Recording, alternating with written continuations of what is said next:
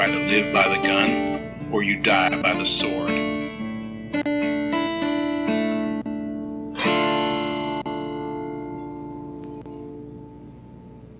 Welcome to the Good, the Bad, and the Weird MicroViews. I'm Nicho. And I'm Chris. And this week, for Shark Week, as per usual, we decided to do a shark-related movie. Yes, we did. We are taking a look at 1983's Jaws 3D, completely skipping Jaws 2 for this one. As we should. It is Jaws 3D. However, we did watch it in the 2D format, which means technically its name is Jaws 3.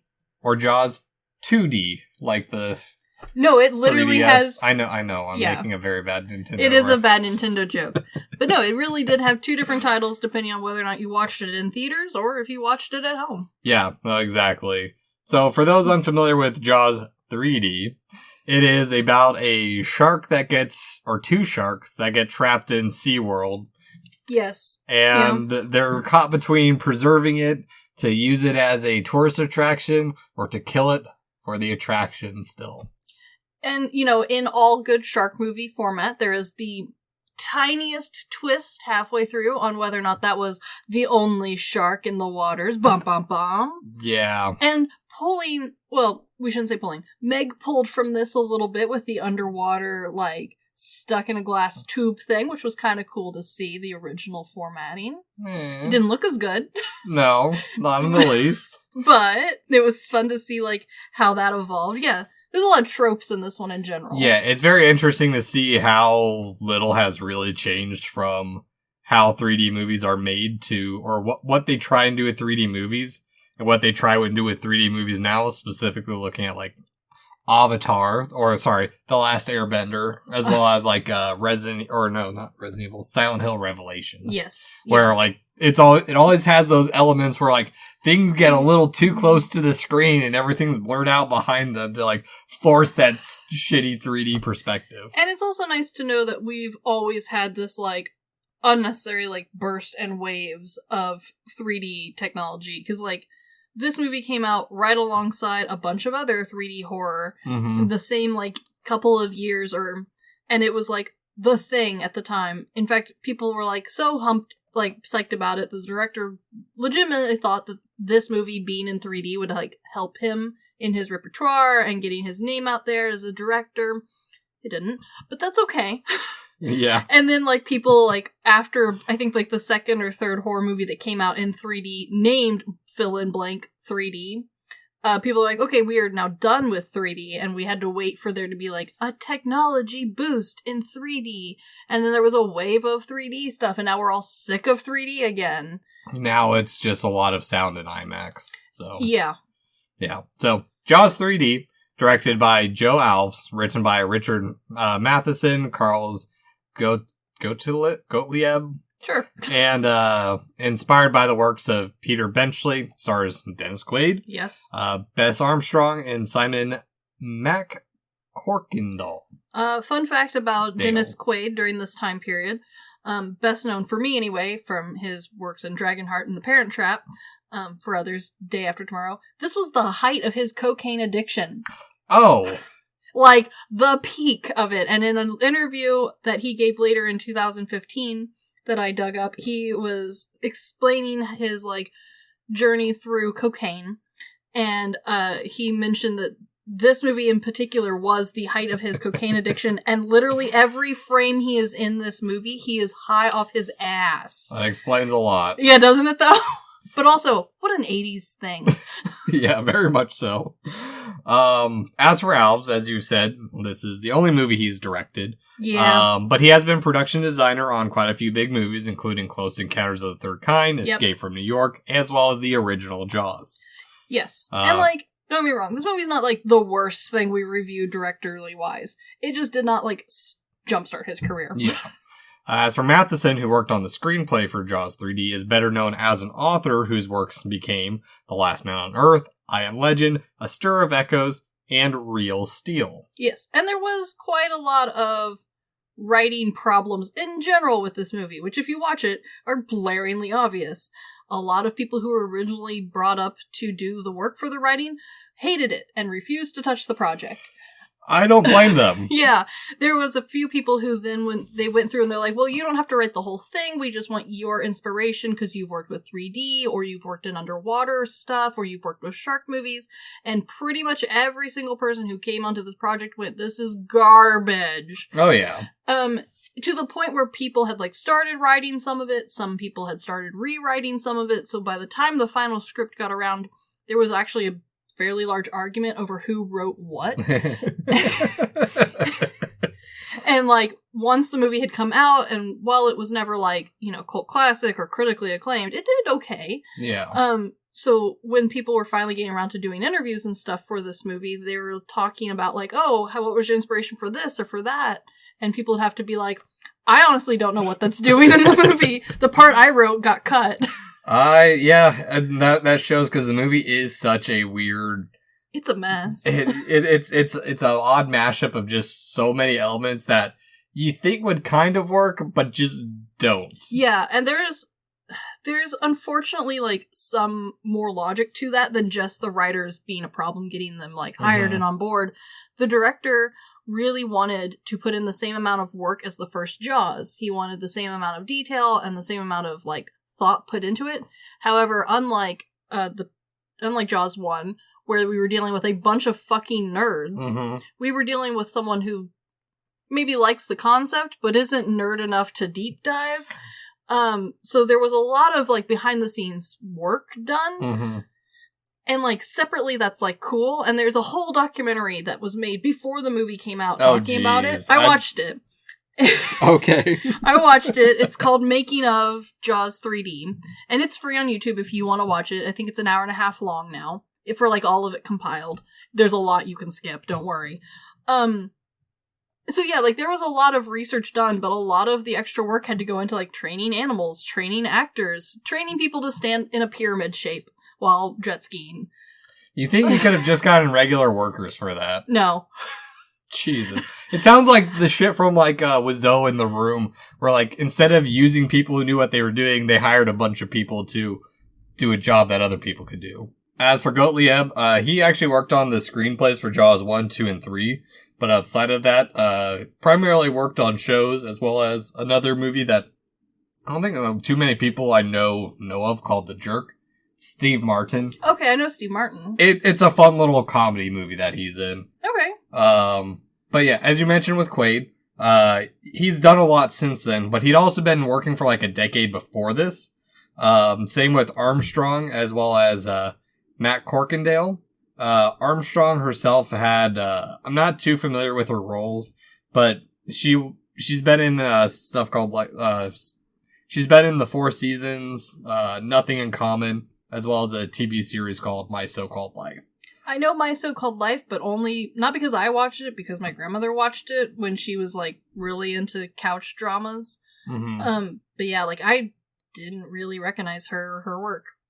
She did a good job, not complaining, but also like the bar was real low. Yeah, same with Matt Corkindale, who is he was on Death of the Nile, but he's mainly been on TV shows. However, we do have we have two very predominant actors and actresses in this movie. Oh yeah. Lee Thompson is in this movie, best known from Back to the Future. Howard the Duck, Beverly Hillbillies. Okay. We also get Lou Gossett Jr. While not super well known for his roles in TV, like he is well known, he is well acclaimed for his roles in theater and to movie theaters, including Roots, which, I mean, if you haven't seen or heard of Roots, where were you when it was on TV? Everyone and their mom talked about that sucker. And he also is, at least I know him well from An Officer and a Gentleman. A lot of stuff I'm not super familiar with. I know the names, I just haven't fully seen them. Yeah. He like, definitely got his start in theater, so like, and a lot of it is theater that I'm familiar with, so that's where I definitely know him, but you've known him, you just might not recognize you know him. Okay, so Jaws 3D. Oh, what a train wreck. We get so much bad 3D from the get-go. But I like, this 3D is a specific type of 3D, and I like this 3D better than new 3D. Yes. This 3D is called over-under 3D. And it is specifically filmed so that they didn't have to have a second camera.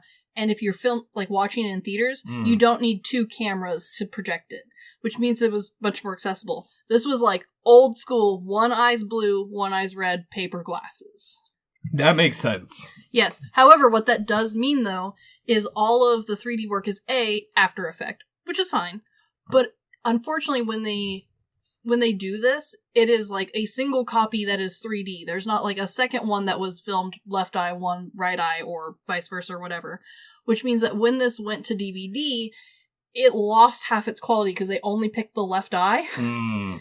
And it's grainy, and that's why it looks the way it does. However, I like it that way. It adds a level of campiness to it that I think is missing, because especially like with a lot of, that I've noticed with more modern 3D movies, you can 100%, like, you can tell this one was filmed for that too. Oh yeah, but they try so hard to hide in the 2D versions that they were trying to be 3D. Yes. But it all looks so bad when they try and do it, because it's like, okay, the teeth flew at the screen. Yeah, this one, like, is unapologetically, like, bad and 3D, and I think because it is, again, so campy, it unfortunately works. Like, I think it's actually gotten better now that it's, like, past this possibility of good. Well, and I think part of that comes from the fact that because of the 3D, all the action bits, anything that's supposed to build suspense for this movie, is immediately slowed down. Yes. Because they take their sweet old time bringing the 3D to the screen. And here's the thing. Pretty much all the 3D effects, it's not like, oh, the blade came out of the screen. No. It is all like, oh no, the shark's coming at you. You have so much time to react to this 3D. Oh no, the shark bit the leg. The leg is now kind of floating up towards me. But like, it's never like jumping at you like it does nowadays. Yeah. It's all very much like suspended 3D floating a little bit out of the screen. And honestly, that's my favorite one. Part of the reason that they picked this too was they didn't have to spend extra money on camera work or, make, like, this would be readily accessible to most theaters. But also, this 3D technology at the time was the one that gave people the least amount of motion sickness. And the director, like, for him, that was a really big deal. Yeah, no, I agree. As someone who gets severely motion sickness. Yeah, like, this, I kind of want this style to come back. Like, yeah, the new stuff, especially that James Cameron's doing and pioneering, is cool. It looks nice. But like you said, it doesn't translate to home theater very well. And it does make me seasick even without the 3D effect. Just because there's so much like flying at the screen. Yeah. Whereas this one, I have my sweet ass time to look at it. Well, you're giving your sweet ass time to look at it. Oh my gosh. Like quick and out. Everything in this movie though is slow. And part of that is because the direction for this film was underwater fantasy. That is a quote, by the way. Wait. From the director himself. Wait, what? Underwater fantasy was his, like, overarching vision of Jaws 3D. And I kind of see what he meant. Because I think he thought that the underwater bit of SeaWorld, which isn't real, has never existed, I think he thought that was going to play a bigger role. From what I understand, listening to several interviews from him and actors and writers and stuff, there was more underwater bit. And it got cut. And there's also supposed to be a lot more of, like, them with the dolphins in the water, them with the orca in the water. And remember, this is the 80s. This is before we all realized we were torturing these poor animals, and this was terrible. One of these days we're going to have to do Blackfish. Yeah. The SeaWorld setting has aged very poorly. And here's the other thing, too, because with this setting, they tried to work it so hard into the plot that it became so muddled. Because it is embedded into the plot. Because the big human conflict of Jaws 3D is either, are we going to keep the shark for conservation and studies, or are we going to have this random British dude who shoots documentaries go out and kill the shark to bring publicity? Like, yes. It's the exact same bullshit. Okay, and so during our last big episode on Anaconda, we were talking about how with snake movies, they never really took off. And part of that, my theory was that there wasn't this need to then, like, backpedal as far as, like, the damage the movie industry has done to giant snakes in the Amazon jungle. Because no one's out there being upset about it. This movie is in the prime and is a prime example of why we had to backpedal. Because this movie spends all of its time, and even its making of documentary, spends a great deal of time talking about how, like, oh, sharks are this dangerous thing. We have, like, 100 times more deaths of sharks than we ever had. Both the movie and the documentary, especially the documentary, spout so much nonsense that, like, now we know that these were lies, or these were misquotes. Yeah. Or they were just, like, bad studies in general. But at the time, this was what your Shark Week was. So people, like, were legit out here being like, oh, great whites can smell a drop of blood in the ocean a mile away and come frenzy feeding to you. This movie does an interesting thing. This movie is the first, like, on-screen instance of the shark chainmail suit, which had just been invented not a few years before. And this is the only other, at the time, supposedly only other shark suit. The gal who invented it is Valerie Taylor. She's really well known for her scuba diving. She's been in the Scuba Diving Hall of Fame and gotten multiple awards for her work in undersea documentaries and ocean conservation and diving in general. And she made this suit. And she's the only other person to have a copy of it at the time of this movie. Huh. Interesting. Yeah. Up until then, the only, like, thing people did with diving was sometimes you went in a cage, but that wasn't super common. The only other thing people did was they had little spears and they stabbed them as they came to them. Yeah. Yeah. I don't blame them. I mean, I also don't want to be nibbled on, but I get nibbled on every single day by my cat. So. Yeah, well, one has a lot more teeth than the other. Yeah. Sharks will always have more teeth. They're always growing more. And I'm not going to be on land with the shark. I got to be on land with that dipshit. Yeah. The other thing that is kind of, like, doesn't age super well now, other than the graphics and dialogue in 80s, which, honestly, they don't age well, but, like, they almost are nostalgic now. Well, and I think part of that is because not only is it set in SeaWorld, but it's set in SeaWorld like it's kind of like a summer camp where they're taking the kiddos out. So, like, everyone feels like they're a camper, and it feels like very much in line with, like, Friday the 13th. This is such an old idea of SeaWorld that, like, we don't even have a version of it in our collective memories. Because we have advanced in, like, theme park technology so far that this version of SeaWorld does not exist in America anymore. At least not to the scale. It's something that had a lot of money, a lot of work going into it, but the way it's set up is like a roadside attraction that you'd spend $5 at.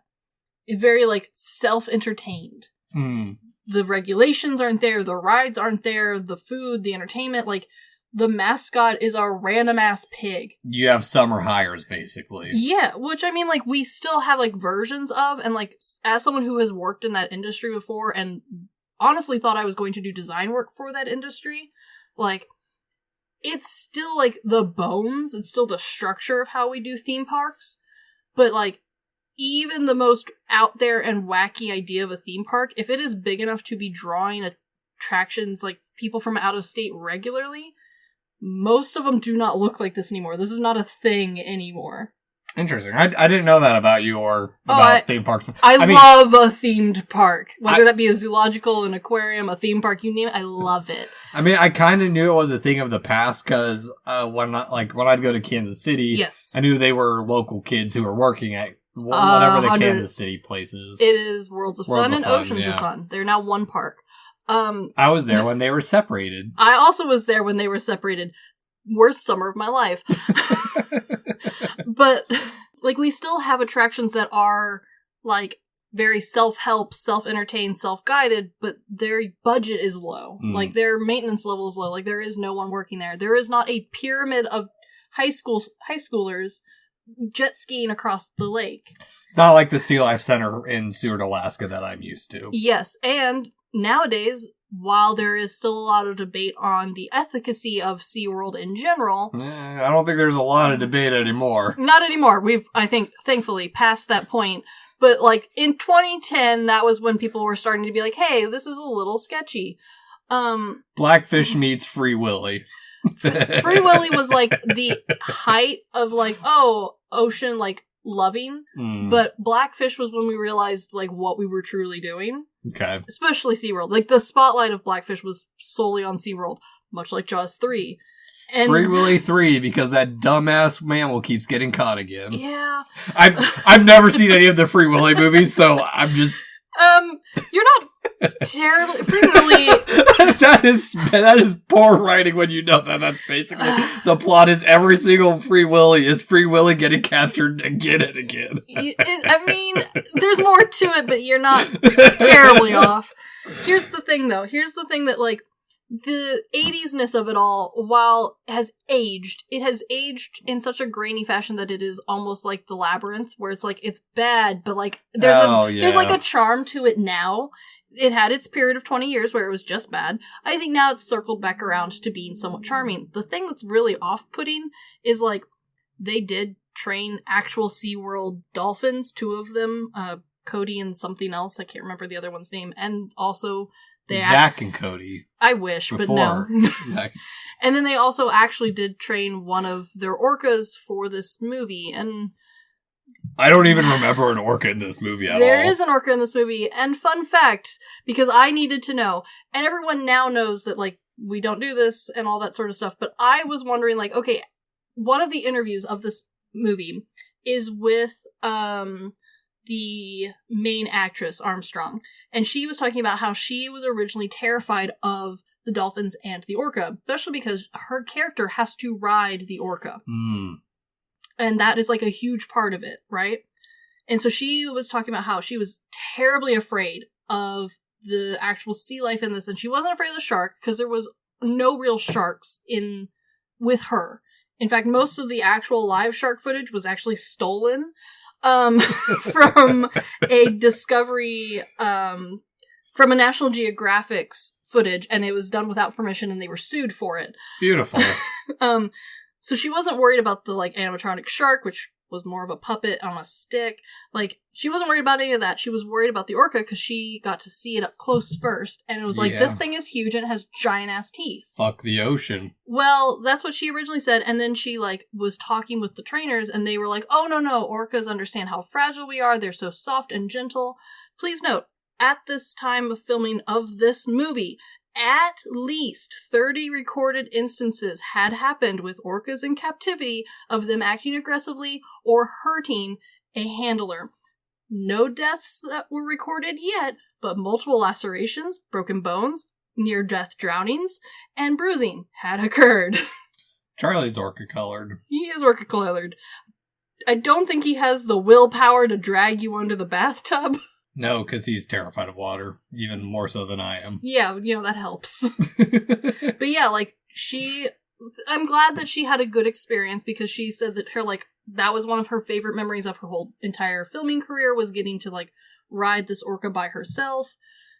It's a good thing that she was wearing a wetsuit, because this orca had later found out that this one has particular aggression to people wearing normal bathing suits. Okay. Yeah, so, hindsight says that the scenes with the dolphins and the orca didn't age super well for me. The rest of the movie, while still bad, I enjoyed it completely. Oh, it's... It's so fucking bonkers. Why is there an Australian man here? No, he's English. Is he English? Yes, no, because I actually made a note on this, because he when he puts on that wetsuit, it has the Union Jack flags on it. That's so fucking dumb. Because they have to point out that he has to be English. For some reason, his wetsuit has to have it. Because, okay, the way he dresses is such a stereotypical, like, Australian outback sort of man. He's got the tan colors, he's got the hat, like, but then you're right, the guy who goes with him keeps calling him, like, gent or something like that. Like, it is a very, like, stereotypically British phrase. Yeah, I can't find I was gonna say good luck. There's, like, no good imagery from this movie. Oh, no. Well, and on top of that, like, not only do they have to bring a foreign dude in to make it interesting, but the shitty way they tie back to the original Jaws. Oh my god. With the two brothers of, like... It's following the kids. We were kids in Amity. Oh, that actually explains Jaws. It doesn't really fall on here's the shitty thing, is it just happens to happen between them. And I think and I haven't done any research on Jaws 4. So I'm assuming what they did is they're like, okay, well, the sharks happen to another pair of guys from Amity. Okay. They're gonna follow it in Jaws 4. No, okay, so what Jaws 4 does is it takes Jaws 3, and much like Black Butler Season 2, we yeet it out the window and pretend it didn't happen. Into the Caribbeans with curses. Yeah, we just ignore Jaws 3D for the rest of the franchise. Yeah.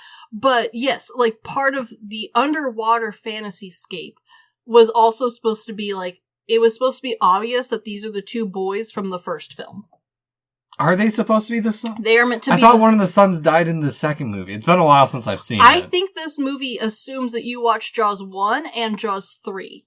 Okay, well, that makes a lot more sense. Because that's the other bullshitty thing, too, is because they say, he says the line of, like, we're from Amity. We know great whites because we live there. It's like, what the fuck are you talking about? Yeah, so these are supposed to be the two boys from the first film, all grown up. And one of them is not terrified of the water at all and has chosen to work at SeaWorld. They've both chosen to work at SeaWorld. The other one is temporarily there and terrified of the ocean, and he goes to school in Colorado. Because he's the one who's got the, I think as cowboy boots. As the young kids are saying, the Riz. Yeah, that one. Yeah. Okay. Yeah. Okay, here's the thing that doesn't make sense about it. And, like, again, I don't fucking care. But it's just weird. First off, their dynamic is so close to being actually good brother writing. It's so close. The thing that throws it off is, like, multiple times, they, like, attempt to sneak up on each other when they know the other one is probably naked with a lady. Several times in this movie that happens. And your husband just made a very awkward grunt in the background. He didn't watch this movie. He looked at the cover and went, no fucking thank you. Oh man, he's gonna hate the next couple movies. Yeah, probably. There's that dynamic, and then this movie does nothing to, like, really explain the water phobia that one of the brothers has. They're like, yeah, of course he has water phobia, but you know what overcomes water phobia? Tits. Yeah. No, real quick. Okay.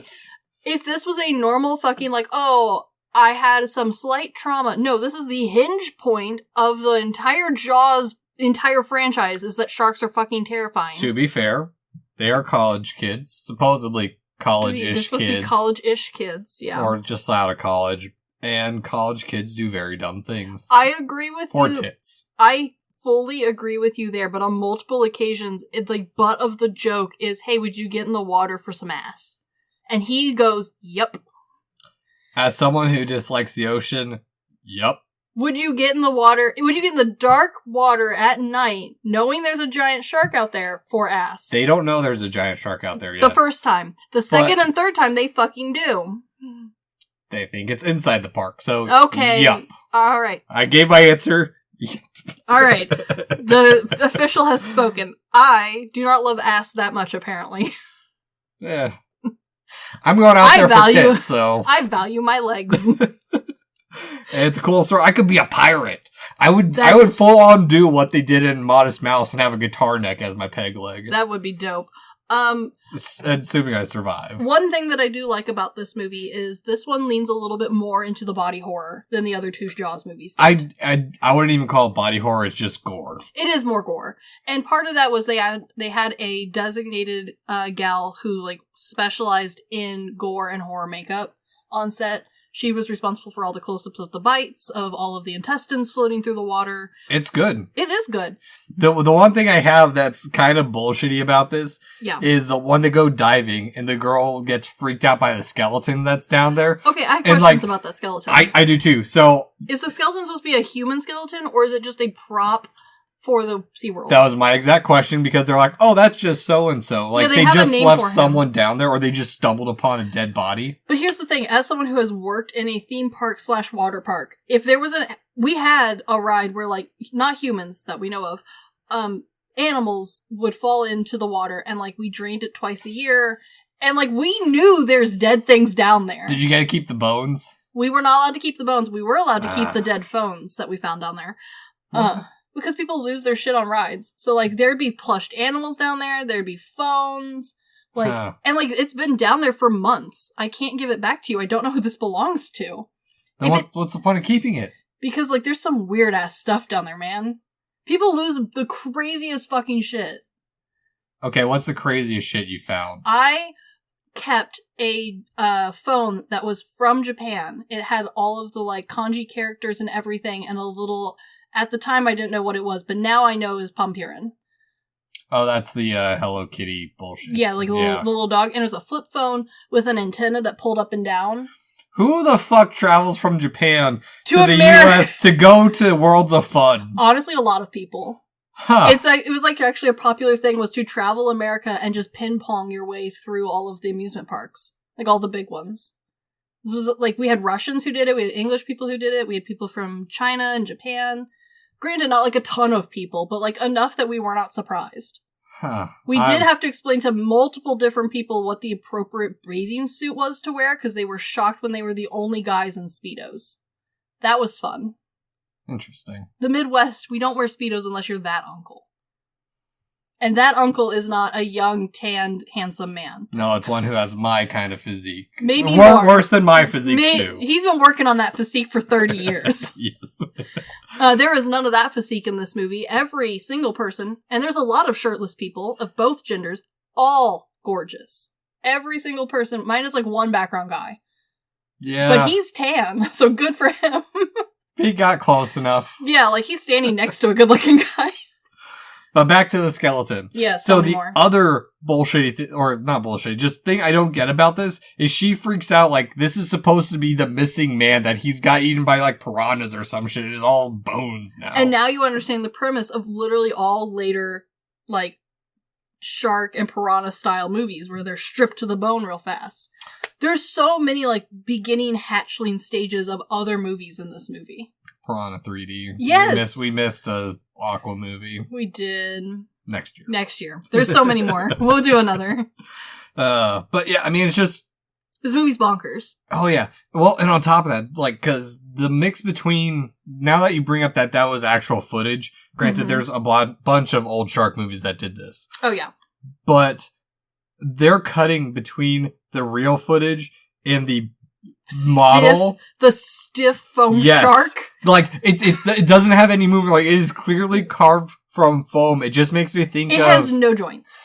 It's the exact opposite of, like, how when we talk about combining practical and CGI. Yes, this is the opposite of that. Yeah, where it's real life with really bad modeling. And on top of that, the sharks constantly are bouncing backwards off of shit. They do. They also are very buoyant. But unlike Jaws 1, where they knew that the real, the quote-unquote real shark, the model shark, Bruce, was going to be a problem, and thus they, like, scaled back how much you see him. Well, I'll argue back at that. They didn't know it was going to be a problem. They didn't know it was going to be a problem. It problem. happened to be a problem, so they had to deal with it as a problem and work around said problem. This movie does not work around shit. No. You get full view for multiple minutes at a time of all of the foam models of this shark. And one of the things that just had me cackling watching the promotional making of stuff, which, by the way, was not released as part of the DVD, but was released airing on primetime on all major networks months before this movie came out, and was seen by almost everyone as, like, kind of a preview, like a get your whistle wet, get ready for Jaws 3D. It straight out lies and has a guy who's clearly talking about the first Jaws, but the way they cut his interview makes it sound like he's talking about Jaws 3. Oh, jeez. And he's, like, praising how they got the jaw right, how it, like, actually, like, extends out when it's biting, how they got the eyes rolling back in its head right, and I'm like, that was Jaws 1. Jaws 3 didn't do that shit at all. Yeah, no. My favorite part of Jaws 3 is when the shark breaks through, like, their underwater observation area. Yes, I love that. And the glass just flies out and the shark just slowly drifts floats. by. My favorite shark moment of this whole movie was when the first shark that they have captured and are keeping in a holding tank dies in the aquarium, and it is a foam dummy that's not even attached to a string or nothing, and they're just waiting this foam flotation device. They're trying to flip it back over and shit. It just keeps flipping over because it's not buoyant correctly. I love it. Oh yeah, it looks like a stiff board. Well, also, like, you're supposed to have bonded to the shark at this point. It's supposed to be like some emotional. There's supposed to be like this is supposed to be like the emotional moment of like, oh, we got the shark that supposedly killed the dude that we kind of forget about his body somewhere. Yeah, that's right. I forgot he is dead somewhere. Yeah. And then the shark dies, like, right afterwards. So, fun fact, one of the working names of this movie was Jaws 3 People 0. And that's an accurate title. What? That was a working title of this movie, was Jaws 3 People 0. But, actually, I'm trying to think. I think the shark only kills, like, 2 people in this entire movie. You know, he manages to nibble quite a few people. Remember. That's right. Because it's a mother and child shark. Which makes no fucking sense. And even in the 80s, we knew that. And also, like, the shark's been there for a few days. It hasn't killed off something else. Because that's the big twist of this is the shark's calling from inside the park. Well, and okay, here's the other thing that doesn't make any sense. Is at the very end, by the way, this movie ends in the most cheesy, stupid final pose where they just like 80s style freeze the frame. The main concern was like supposed to be that, these 2 dolphins that you're supposed to be in love with. Oh god, I forgot about the dolphins. Yeah, so these 2 dolphins that you're supposed to be in love with, and granted, 90s baby Christine, who, like, before all of the information was readily available about sharks and dolphins and all that sort of stuff, and then I quickly changed my mind to them being my most hated animal, I can understand the, like, appeal of the dolphins and, like, having them as, like, the cute, cuddly sea creature. I've seen Flipper. I've played Echo the Dolphin. Yes, that is the time period that this was aimed at. So Fuck dolphins. Same. But, like, if you're in that mindset, I could see that because the main concern was not supposed to be the people for, like, half of this movie. You were supposed to be worried about the 2 dolphins who are in with this giant shark. The dolphins only show up like twice, like when they're diving, and the dolphins scare off the shark. Yeah, which, by the way, they had to train the dolphins to attack a foam shark, which took months to do, and they spent a lot of money to train these dolphins to do that. Because dolphins in captivity don't attack foam sharks. I mean, they're not really a threat, I mean, real dolphins do, in fact, beat up sharks, but not because they're saving humans, but because they're assholes. But anyway. Yeah.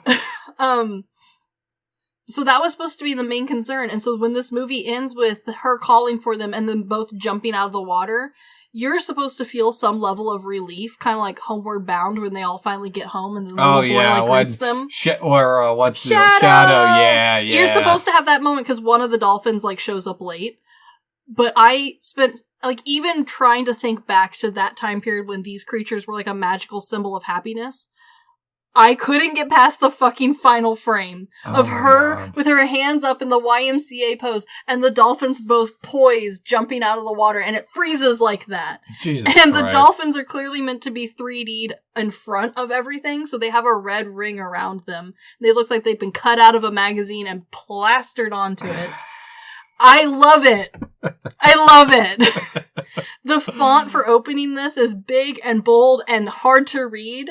The music is garbage and I don't remember any of it. This movie's brilliant. It's so bad. It's terrible.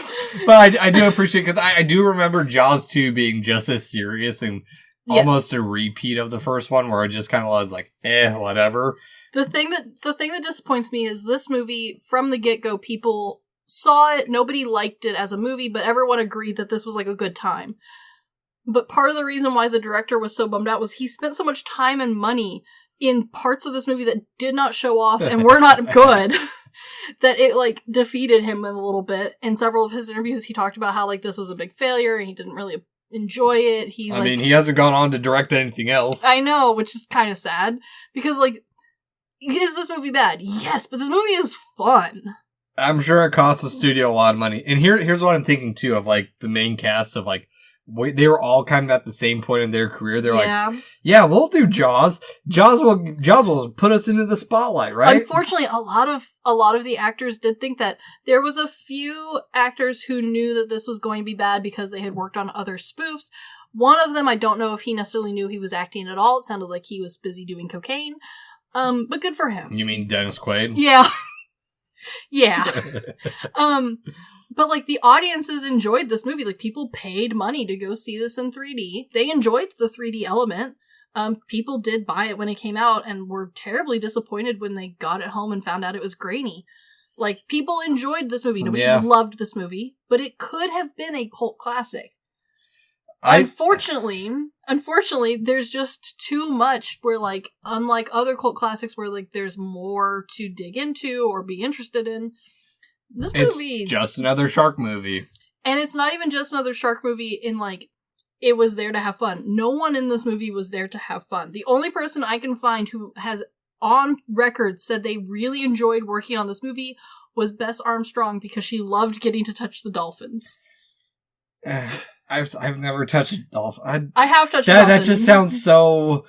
I love this movie because I touched a dolphin. Granted... That also sounds very wrong, too. Yeah. Granted, like, most of her work centered around the mid-'80s and early 80s. She was young. This was, like, one of her few big acting gigs. And she did get to do a lot of stuff she would not have normally gotten to done because they spent an unnecessary amount of money training orcas for this film. Yeah. Chris, it's the part of our show. Yes. Rent, buy, stream, or decline that we ever watch it despite having an audio recording of us watching it. I streamed this movie. I know you lent it to me. I watched it on DVD and then I went and streamed it again while I worked this afternoon just so I could giggle. Amazing. It was great. So what would you say? Would you... I recommend that if this is on and you have not seen it before and you like 80s themed things, you should stream it. This is a good time. I think I'm in agreement. Definitely stream, but don't waste your money on it if it's free stream. I think it's available for streaming on like maybe a handful of platforms. I wouldn't spend more than $5. Yeah, I think I spent like $3 on it. So unless you're like me and doesn't care about owning bullshit. However, if you are one of those people like myself who enjoy the making of stuff, the making of thing is free on YouTube. It's very entertaining. It is not educational worth a crap, except for in this movie's context. But it is entertaining to like really see what the 80s thought about SeaWorld and sea life in general. Interesting. Yeah, again, for these MicroViews, I really do zero research, but... As you should. I learned nothing useful from this thing, other than that they made it, and I spent most of my time being like, that's not correct. That's wrong. We know better now. That is not true. That footage isn't even from this movie. See, but that's what makes it entertaining, is now you know that so much of this movie is bullshit. Yes. Even more so than watching it originally, so... Agreed. Yeah, but... Anywho, this has been the Good, the Bad, and the Weird MicroViews. Thanks for listening. Peace!